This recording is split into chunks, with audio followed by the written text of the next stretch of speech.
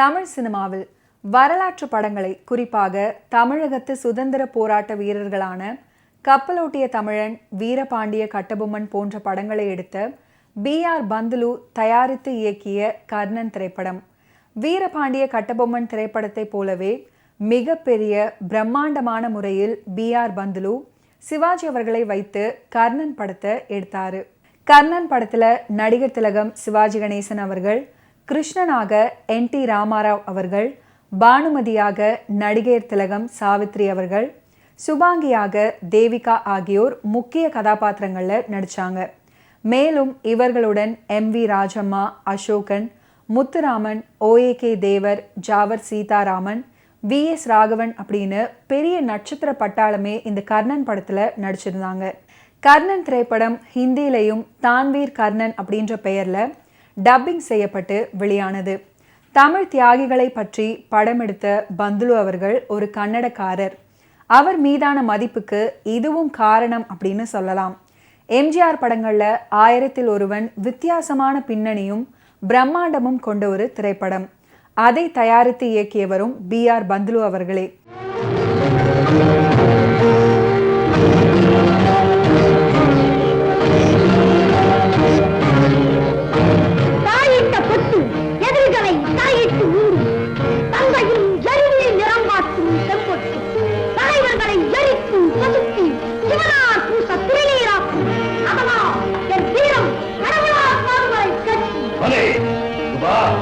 மதிமுகம் கொண்டவரே, நீ பெற்ற மகனை பார்த்து நிலா ஒரு சூரியனை பெற்றது என்ற ஒரு புது பேச்சு நாடெங்கும் பரவும் பார். நான் உடன் தந்தை என்று உலகம் என்னை மதிக்கும் கேள். மகனே, போரிலே நீ ஒரு வேங்கை. ஆமா சிங்கமன், அது தாங்கள். அம்மா, நீ புகழ வேண்டுவது என்னை, அப்பாவை அல்ல. வைரம் பாய்ந்த மரத்திற்கு உரம் தேவையில்லையே. சரியாக சொன்னாய் மகனே. என்றும் ஒன்று மட்டும் நினைவு கொள். எங்கேயை நோக்கி ஈட்டி வரும் எது எங்கே எங்கே என ஈட்டி வந்த திசையை நோக்கி பாயும். மறையீட்டி வரும் எது சென்று அதையும் ஏந்தி இறக்கும். உயிருக்கு பயந்து ஓடிவிடாது. காரணம் மான உணர்வு. அதைவிட உனக்கு உயர்ந்த அறிவு. இதை மட்டும் மறந்து விடாதே. என்றும் மானம் பெரிது, மற்றது சிறிது. புறம்பாட்டுதல் என் இனவை உள்ளவருக்கும் பின்னவருக்கும் வீரம். அதை அறிவே, கவலை வேண்டாம் அப்பா. ஆஹா, என்னை காத்தான் என் மகன். சுபா, புருஷா,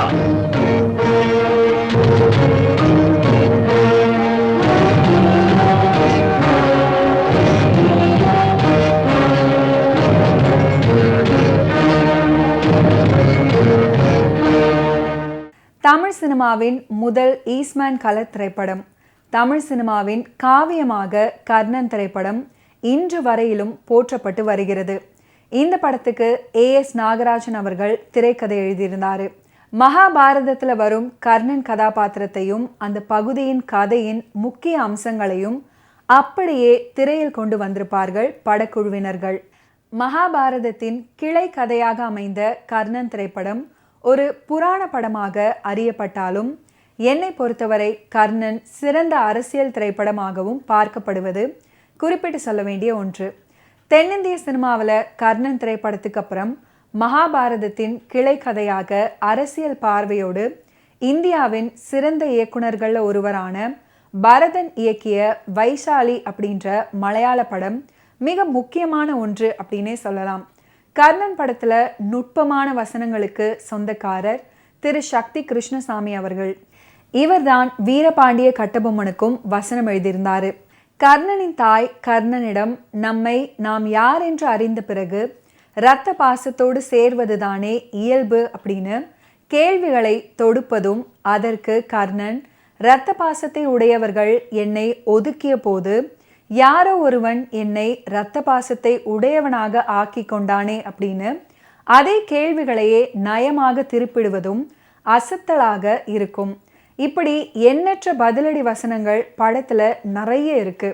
படத்தின் மிகப்பெரிய பலம் வசனங்கள். வீரர்களை பற்றிய கதையில விவேகமான வசனங்கள். குறிப்பாக பாடசாலைக்கு தீ வைத்தாயே, அறிவுள்ள நீ அப்படி செய்யலாமா அப்படின்னு கர்ணன் சிறுவனை பார்த்து கேட்க, அறிவில்லாதவர்கள் என்னை அப்படி செய்ய தூண்டினார்கள் அப்படின்னு அவன் பதில் தருவதும் அதை தொடர்ந்து வரும் வசனங்களும் சிறந்த எடுத்துக்காட்டினை சொல்லலாம். தாயே, உங்கள் மகனிடம் ஏதாவது கேளுங்கள் தாயே. தம்பிமார்கள் ஐவருக்கும் உன்னவனான நீ அவர்களோடு ஒன்றாகி உயர வேண்டும். இனி துரியோதனர் கூட்டம் உன் எதிரியாக வேண்டும். இது சோதனை அம்மா, இது சோதனை. உயிரினி என்ற நட்பை, நன்றியை கொண்டுவிடு என்று சொல்வது இது சோதனை. நம்மை நாம் அறியாத காலத்தில் அவர்கள் நட்பு கிடைத்தது. அறிந்த பிறகு நட்பை விட ரத்த பாசம் தானே உயர்வாக இருக்க வேண்டும். இது சரியான பேச்சா என் தாயே? இது சரியான பேச்சா? ரத்தவாசத்தை உடையவர்கள் என்னை மறந்திருந்த போது யாரோ ஒருவன் ரத்தவாசத்தை உடையவனாக என்னை ஆக்கிக் கொண்டானே, அவன் என் தெய்வம் அல்லவா? துரியோதனனுக்கு அவ்வளவு சிறப்பான குணமா? உலகத்துக்கு அவன் எப்படியோ, எனக்கு அவன் ஒருவன் தான் கடவுள். அந்த கடவுளை விட்டு இன்று கண்ட தம்பிகளை தேடி நான் வரலாமா தாயே? செய்நன்றி கொள்வதிலும் நரகம் வேறு உண்டா அம்மா? சொல்லுங்க, சொல்லுங்க. கர்ணா, உன் சத்திய நெறி பெற்று என்னையும் சிறப்பிக்கும். நீ அவனோடு இரு. ஆனா எனக்கு 2 வரம் கொடு. வரமா? உங்களுக்கா? என்னிடமிருந்தா? கேளுங்கள் தாயே, கேளுங்கள். உன்னால் உன் தம்பிமார்கள் அழிந்தார்கள் என்று இருக்கக்கூடாது. இந்த வரம் கொடு. இக்கட்டான நிலை அம்மா. அர்ஜுனனை கொல்வதற்கென்றே என் உடலில் விஷ ஊசியை ஏற்றி ஏற்றி என்னை வளர்த்து வருகிறான் துரியோதனன். அவன் ஒருவனை தவிர மற்ற 4வரையும் எந்த நிலையிலும் உங்கள் ஆணையாக நான் கொல்வதில்லை. இது சத்தியம். நான் அழிந்தால் அர்ஜுனனோடு 5, அர்ஜுனன் அழிந்தால் என்னோடு 5. ஆகவே என்றுமே உங்களுக்கு 5 குழந்தைகள் உண்டு தாயே. அதோடு திருப்திப்படுங்கள். மற்றொரு வரம், நாகாத்திரத்தை அர்ஜுனன் மீது ஒரு முறைக்கு மேல் மறுமுறை பிரயோகிக்க கூடாது. கர்ணன் படத்துடைய கதை என்னன்னா, ஒரு இளம் குந்தி கங்கையில இறங்கி தன்னுடைய பிறந்த மகனை ஒரு அலங்கார பெட்டியில வைப்பதோடு தொடங்குகிறது. அதுல நகைகள் மற்றும் ஒரு விலை உயர்ந்த பட்டு சேலையும் இருக்கு. குந்தி அந்த பெட்டியை நீரோட்டத்துல தள்ளிவிட்டு அழுகிறாள். அது எடுத்து செல்லப்படுவதை பார்க்கிறாள். வேகமாக மறைந்து வரும் பெட்டியிலிருந்து ஒரு குழந்தையின் அழுகையை கேட்டு ஒரு தோழி ஓடி வந்து கேள்விகளை கேட்கும்போது குந்தி கண்ணீர் மல்க பதிலளிக்கிறாள். சூரிய கடவுளான சூரியனிடம் நீண்ட காலமாக இருந்த பக்தியின் விளைவாக இந்த குழந்தை அவளுக்கு கிடைத்தது. குந்தி தூய்மையானவள், ஆனால் யாரும் அதை நம்ப மாட்டார்கள் அப்படின்றதுனால அவள் தன் குழந்தையை விட்டுவிட வேண்டியதாயிற்று. ஒரு தேரோட்டி மற்றும் அவருடைய மனைவியால கண்டுபிடிக்கப்பட்டார். அவர்கள் அவரை ஆற்றிலிருந்து மீட்டு வீட்டிற்கு அழைத்து சென்றனர். அவர்கள் புடவை மற்றும் நகைகளை கண்டு ஆச்சரியப்படுகிறார்கள். மேலும் குழந்தையின் காதணிகள் மற்றும் மார்பக கவசம் அவரது சிறிய உடலில் ஒட்டப்பட்டிருப்பதை கண்டு இன்னும் ஆச்சரியப்படுறாங்க. குழந்தையை எடுத்து செல்லும்போது ஒரு சாது தன் கையை நீட்டி தனது சிறிய சுருட்டை துடைப்பிலிருந்து ஒரு கனமான தங்க ஆபரணத்தை எடுத்து சாதுவின் கைகளில் கொடுக்கும்போது மகிழ்ச்சியுடன் ஆச்சரியப்படுகிறார். இந்த குழந்தை மிகவும் கொடுக்கும் குணம் கொண்டதாகவும் மிகவும் தர்மம் செய்யும் குணம் கொண்டதாகவும் இருக்கும் அப்படின்னு சாது கணித்துள்ளார். அவனுக்கு கர்ணன் அப்படின்னு பெயரிடுங்கள். எனவே கர்ணன் தேரோட்டிக்கும் அவருடைய மனைவிக்கும் ஒரே மகனாக வளர்றாரு. அவர்கள் தனது 25வது பிறந்த நாள் வரை அவர்கள் தனது உயிரியல் பெற்றோர் அல்ல அப்படின்றத உணரவில்லை. அந்த முக்கியமான நாள்ல இந்த ஆண்டு நிறைவை குறிக்கும் சடங்கு பூஜைக்காக வந்த கர்ணன் தன்னுடைய பெற்றோர் தன்னை எப்படி கண்டுபிடித்தார்கள் அப்படின்னு பேசுவதை கேட்கிறாரு. அது அவனுக்கு அதிர்ச்சியாக இருக்கிறது. குறிப்பாக அவரது தாய் யார் என்று தங்களுக்கு தெரியாது அப்படின்னு அவர்கள் ஒப்புக்கொள்ளும் போது அவள் என்னை வெறுக்க வேண்டும், அவள் என்னை பற்றி வெட்கப்பட வேண்டும். கர்ணன் துக்கப்படுறாரு. 25 ஆண்டுகளுக்கு முன் நதியில் ஒரு பெட்டி மிதந்து வந்தது. அதை எடுத்து திறந்து பார்த்தபோது சிசுவாக உன்னை கண்டோம். கவச்ச குண்டலத்தோடு நீ காணப்பட்டார். கர்ணன் என்று பெயர் சூட்டி அன்று முதல் உன்னை எங்கள் மகனாகவே கொண்டோம். என்னை பெற்றவள் யார் என்று தெரியாது கர்ணா. கர்ணா, நீ எங்களை விட்டு போய்விடாதே அப்பா. பெற்றவளே வேண்டாம் என விட்டு விட்ட பிள்ளை நான். எவ்வளவு இழிந்தவனாக இருந்திருந்தால் ஒரு தாய் என்னை வெறுத்திருக்க முடியும், வாழத்தகாதவன் என்று ஆற்றிலே எரிந்திருக்க முடியும். அப்படிப்பட்ட தாயை கைபோல் உயிர் போல் காத்து வளர்த்து உயர்த்திவிட்ட நீங்கள் கடவுளாயிற்று. அனாதிக்கு அம்மையப்பனாக மாறிவிட்ட உங்களை நான் மறந்தால் செய் நன்றி கொண்டவன் என்ற பாவம் எனக்கு கூடிவிடாதா? நான் உங்களை கேட்டுக் கொள்கிறேன், நான் உங்கள் மகனில்லை என்று நீங்கள் என்னை ஒதுக்கிவிட வேண்டாம். கர்ணா, தெய்வ குழந்தை அப்பாவே, இல்லாவிட்டால் இவ்வளவு பெருங்குணம் கிடைக்குமா?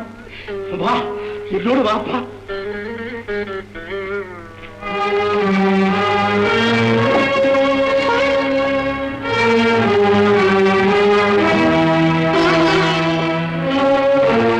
உன் திருவுருவத்தை ஏந்தி வந்த பேழை இதுதானப்பா. இருந்த மனிதனும் இந்த புடவையும் உன்னோடு வந்தவன்.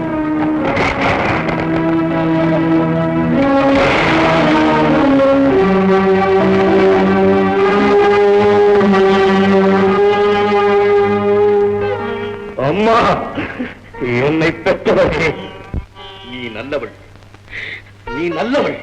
இல்லாவிட்டால் மகனின் வாழ்வுக்காக மணிகளையும் நீ அருகிலிருந்து காப்பதைப் போல் சக்தி அணையாகவும் புடவையை உடன் வைத்து அனுப்பியிருப்பாயா? அம்மா, எந்த புரட்டுக்கு பயந்து நீ என்னை உதறிவிட்டாயோ? உன் கண்ணீரே புரண்டோடிய கண்ணீரின் அளவை காட்டத்தானே என்னை அந்த அளவு தண்ணீரிலே மிதக்க விட்டாய் தாய். அதேப்பா, இன்று உன் பிறந்த நாள். ஆற்றிலே கிடைத்த நாள். ஆமாப்பா, நேரம் தவறக்கூடாது. ஆண்டவனை தொழவா. எந்த தாய் தன் சொந்த குழந்தையை விருப்பத்துடன் கைவிடுவாள்? ஆளும் கௌரவர்களும் பாண்டவர்களும் ராஜ்யத்தின் மீதான தங்கள் உரிமையை நிலைநாட்ட பல முயற்சிகளில் ஒன்றில் ஒரு போட்டியை நடத்துறாங்க. இது பல்வேறு திறமைகளின் வெளிப்பாடாகும். முக்கியமாக வில்வித்தை. அர்ஜுனன் அவர்கள் அனைவரையும் வெற்றி கொண்டு வருகிறார். அமர்ந்து இந்த காட்சியை பார்த்து கொண்டிருப்பவர்கள் அனைவரும் ராஜ்யத்துல மிகவும் வலிமையானவர்கள். அர்ஜுனன் அவர்கள் அனைவரிலும் சிறந்த வில்லாளியாக அறிவிக்கப்பட்ட போது கர்ணன் அதை தாங்க முடியாமல் எழுந்து நின்று எதிர்ப்பு தெரிவிக்கிறாரு. அர்ஜுனன் ஒரு சத்திரியன். ஒரு சத்திரியன் இன்னொரு சத்திரியனுடன் மட்டுமே போட்டியிட முடியும். கர்ணனுக்கு அதிர்ஷ்டவசமாக கௌரவ இளவரசன் துரியோதனன் இதை ஆர்வத்துடன் கவனித்து வர்றாரு. இந்த மனிதன் அவர் ஒரு சத்திரியராக இல்லாவிட்டாலும் ஒரு தகுதியான போர் வீரன்.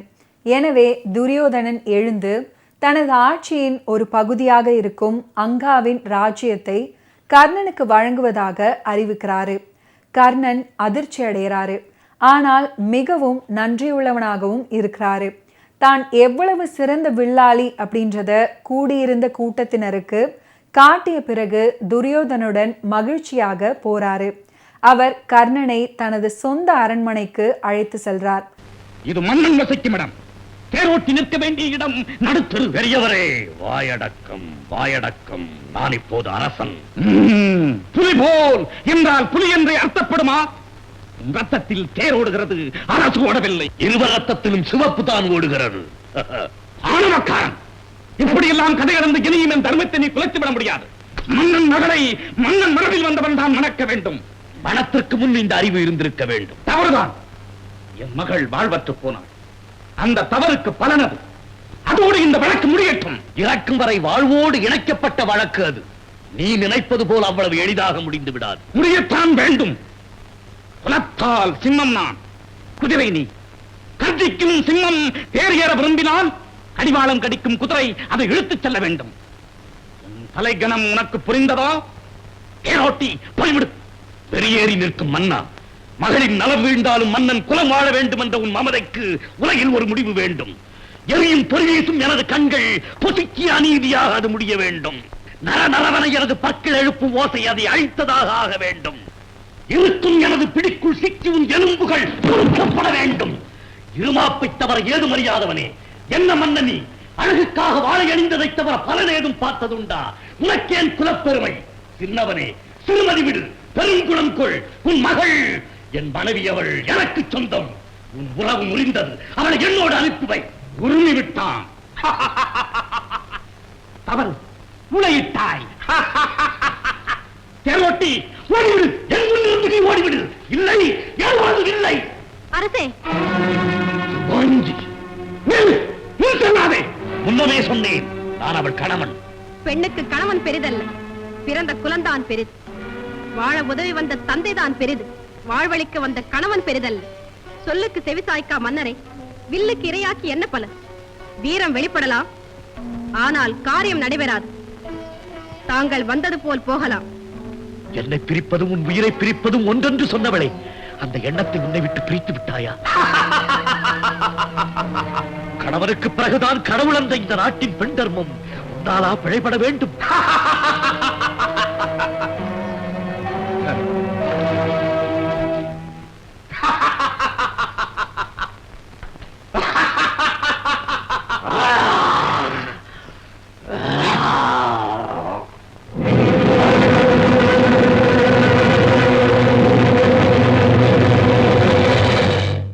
ஓகே வியூவர்ஸ், இன்னைக்கு நிகழ்ச்சியில் நடிகர் திலகம் சிவாஜி கணேசன் அவர்களுடைய ஃபிலிம் கெரியரில் நடந்த பல இன்ட்ரெஸ்டிங்கான விஷயங்களை நீங்கள் பார்த்து தெரிஞ்சிருப்பீங்க. மீண்டும் அடுத்தடுத்த எபிசோட்ஸில் சந்திப்போம். நன்றி, வணக்கம்.